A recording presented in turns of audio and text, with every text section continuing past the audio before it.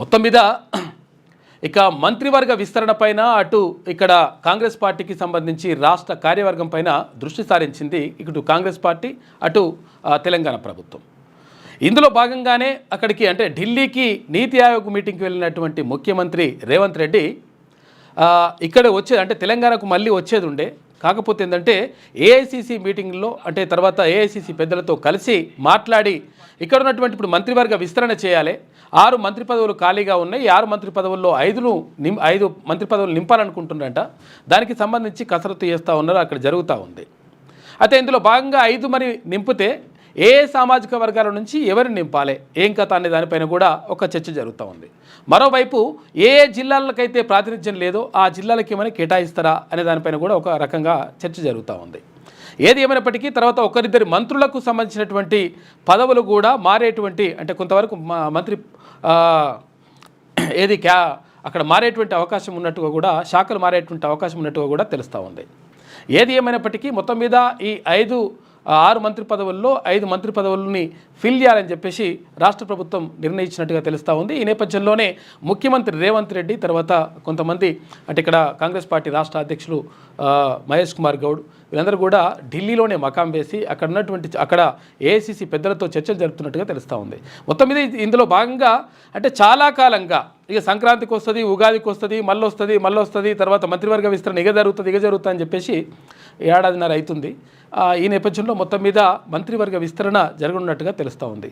ఇందులో భాగంగా మరొకటి ఏంటంటే ఇక్కడ కాంగ్రెస్ పార్టీకి సంబంధించి కూడా రాష్ట్ర కార్యవర్గాన్ని విస్తరించాలి, తర్వాత వర్కింగ్ ప్రెసిడెంట్లని ఒక 4 వర్కింగ్ ప్రెసిడెంట్లను పెట్టాలి, తర్వాత ఇక్కడ ఉపాధ్యక్షులను పెట్టాలి, ప్రధాన కార్యదర్శి కథా కార్యక్రమం ఇదంతా కూడా ఉంటుంది అని చెప్పేసి అందులో భాగంగా ఎవరెవరికి ఎవరు ఏమిస్తే బాగుంటుంది అనే దానిపైన కూడా విస్తృతంగా చర్చ జరుగుతూ ఉంది ఢిల్లీలో.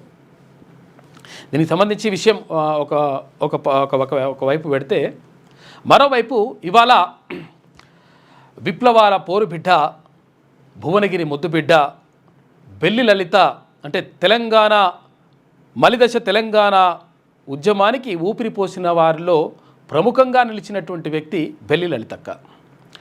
బెల్లి లలిత ఆమె పోరాటం, ఆమె పాట, ఆమె మాట మొత్తం కూడా తెలంగాణ కోసమే, తెలంగాణ శ్వాసగా, తెలంగాణ ఆశగా ఆమె సాగించినటువంటి పోరాటం మనం చూసుకోవచ్చు.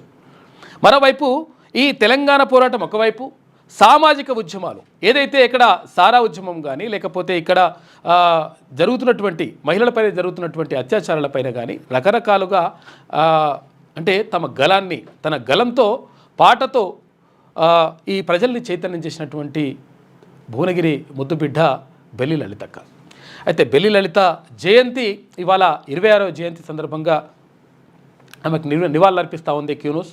ఎందుకంటే ఒక బీసీ సామాజిక వర్గం కుర్మ బిడ్డగా ఒక బీసీ సామాజిక వర్గంలో పుట్టినటువంటి ఆమె అంటే అప్పుడున్నటువంటి పెత్తందారులపైన అప్పుడున్నటువంటి అంటే ఎవరైతే అణచివేయబడుతున్నటువంటి బాధితుల పక్షాన్ని నిలిచి పెత్తందారులకు వ్యతిరేకంగా కొట్లాడడంతో ఆమెను 17 ముక్కలుగా నరికి చంపినటువంటి ఒక దుర్మార్గమైనటువంటి ఘటన అప్పుడు జరిగింది. ఆమె మొత్తం కూడా అంటే 1997లో భువనగిరిలో తెలంగాణ కోసం మలిదశ తెలంగాణ ఉద్యమంలో భాగంగా తెలంగాణ కోసం తెలంగాణ ప్రత్యేక రాష్ట్రం కావాలని చెప్పేసి ఒక సభ పెట్టి ఆ సభలో ప్రధాన పాత్ర వహించింది బెల్లి లలిత. ఆమె వర్ధంతి ఇవాళ. ఎందుకంటే ఆమె గురించి చాలా చెప్పుకోవాలి. ఆమె బెల్లి లలిత కుమారుడు సూర్యప్రకాష్ ఇంకా మరికొద్ది సేపట్లో మనకు మాన్యన్యూస్లో జాయిన్ అవుతున్నాడు. మనం మాట్లాడేటువంటి ప్రయత్నం చేద్దాం. అసలు ఏం జరిగింది ఏం కథ అనేటువంటి విషయం పైన 17 ముక్కలుగా నరికి చంపినరు ఆనాటి అప్పుడు ఉన్నటువంటి ప్రభుత్వంలో కొంతమంది పెద్దల సహకారంతో ఇది జరిగింది. కొంతమంది దుర్మార్గులు అటు నయీం గ్యాంగు ఇదంతా కూడా చేసింది అనేటువంటి ఆరోపణలు కూడా ఉన్నాయి. మొత్తం మీద ఆ విషయాలన్నీ కూడా మనం మాట్లాడదాం. మరికొద్ది సేపట్లో బెల్లి లలితక్క కుమారుడు సూర్యప్రకాష్ మన మార్నింగ్ న్యూస్లో జాయిన్ అవుతా ఉన్నాడు. ఆ విషయం అట్లా చూసుకుంటే మొత్తం మీద బెల్లి లలిత 26వ జయంతి సందర్భంగా ఆమెకు నివాళులర్పిస్తూ ఉంది క్యూన్యూస్. ఇక మరోవైపు జరుగుతున్నటువంటి పరిణామాలు ఇట్లా ఉంటే ఇక వర్షాలు అయితే మొత్తం మీద ముందుగానే వస్తూ ఉన్నాయి. నైరుతి ఋతుపవనాలు ఇట్లా కలుగుతున్నటువంటి పరిస్థితి కనిపిస్తూ ఉంది. ఇక ఇటు సరస్వతి పుష్కరాలు కాళేశ్వరం సరస్వతి పుష్కరాలకు సంబంధించి ఇవాళ చివరి రోజు అంటే 12వ రోజు 26 తారీఖు కదా ఇలా 12వ రోజు ఇవాళతో ముగుస్తాయి. నిన్న 3,50,000 మంది పోయినరంట. పోతే మొత్తం కూడా కొంచెం ఆగమాగం జగన్నాథం అన్నట్టున్నది. ఎందుకంటే పరిస్థితి ఏంటంటే ఒక 10 కిలోమీటర్ల వరకు ట్రాఫిక్ జామ్ అయింది నిన్న. చాలా భక్తులు చాలామంది ఇబ్బందులు పడ్డారు. అది ఏదేమైనప్పటికీ అంటే సరస్వతి పుష్కరాలు అక్కడ ప్రాణహిత నది ఇటు గోదావరి నది, తర్వాత అంతర్వాహినిగా సరస్వతి నది అక్కడ పారుతుందని చెప్పేసి కాళేశ్వరం వద్ద ఏర్పాటు చేసిండ్రు. రాష్ట్ర ప్రభుత్వం కూడా దానికి సంబంధించినటువంటి ఏర్పాట్లు చేసింది. అయితే అందులో భాగంగా నిన్న గవర్నర్ జిష్ణుదేవ్ వర్మ, తర్వాత మంత్రి సీతక్క, తర్వాత కొంతమంది అందరూ కూడా అక్కడ సరస్వతి పుష్కరాల్లో పాల్గొన్నారు, పుణ్యస్నానం చేసినట్టుగా తెలుస్తూ ఉంది. అయితే ఏది ఏమైనప్పటికీ ఇంకా కొంత ఏర్పాట్లు బాగా చేస్తే బాగుంటుండే అనేటువంటి ప్రజల నుంచి అభిప్రాయం మాత్రం వస్తూ ఉంది. ఏది ఏమైనప్పటికీ ఇవాళ సరస్వతి పుష్కరాలు చివరి రోజు. ఇంకా మార్నింగ్ న్యూస్లో ముందుగా మనం ఇంకా చాలా విషయాలు మాట్లాడుకుందాం.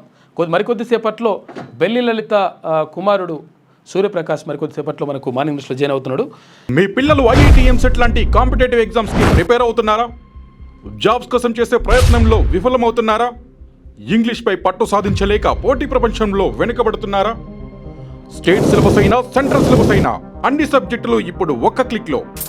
షేక్ స్పైకర్ ఇప్పటి వరకు ఎవరు తయారు చేయలేని విధంగా రూపొందించబడిన సరికొత్త యాప్.